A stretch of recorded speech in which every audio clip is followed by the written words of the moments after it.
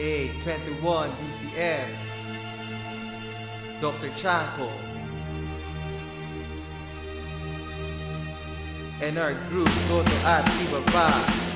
The oral physiology deals with the study of our map, and it tackles with the different parts and corresponding functions. It composes of the human masticatory apparatus and its supporting structures like the salivary gland. We have the parotid that access to the senses duct, Bartholin duct coming from the sublingual gland, submandibular gland where the warden stop, including the different minor salivary gland.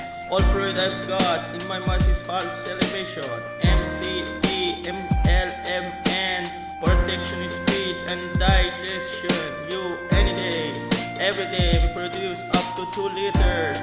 And then 2 buffer system, bicarbonate, phosphate, protein. Oh my amylase come from 2/3 volume of the mandibulae.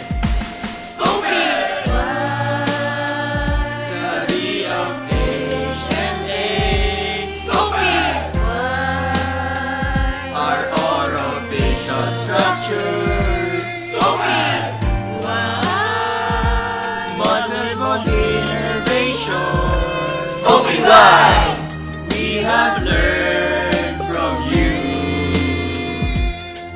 Now let's talk about deglutition, how it works and process too. Every hour, every minute, we're always swallowing. There's 3 phases: oral, pharyngeal, esophageal.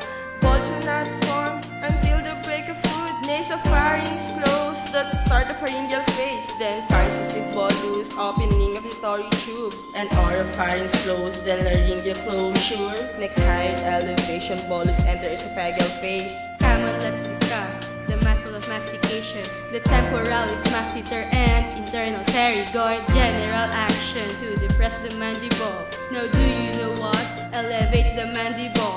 Inferior with bilateral unilateral movement. Also has superior, what? Sternal pterygoid. Never forget our muscles of mastication, please. AKA time sincerely yours, Beto at Ibaba.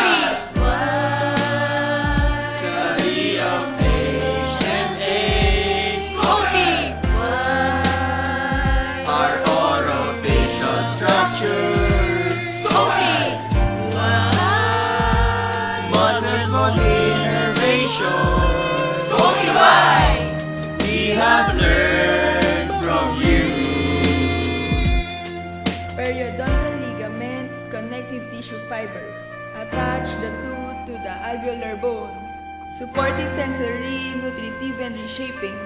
Those are the functions of periodontal ligament. Alveolodental ligament, principal fiber group, which is consists of 5 fiber subgroups. Alveolar crest, horizontal oblique, apical, interradicular, and multi-rooted teeth. Ligaments associated with the TMJ. Sige na, tama ka naman palagi. 1 major, 2 minor ligaments, temporostylo, spinomandibular. The terminal nerve has 3 divisions: ophthalmic, maxillary, mandibular branches. When you do extraction, you anesthetize a tooth like 3/8 odontec, so inject not iyan. You need to know this, it's for then.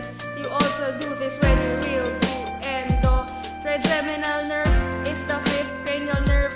Comes out through ovale, rotundum, orbital fissure. Lumbacal pisan, emsan, iyan. Greater palatine nerve, lesser palatine nerve. Incisors, mental nerve, maxillary nerve, block mandibular.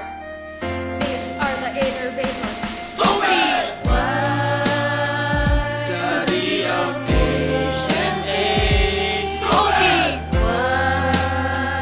Our orofacial structures. Muscles, bones, innervation. We have learned from you. Study of HMA.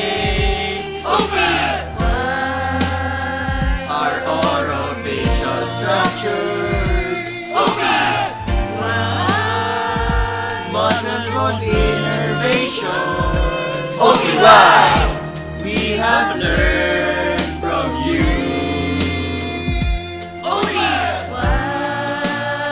Study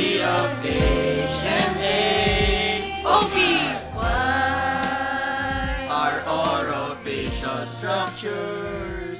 OP!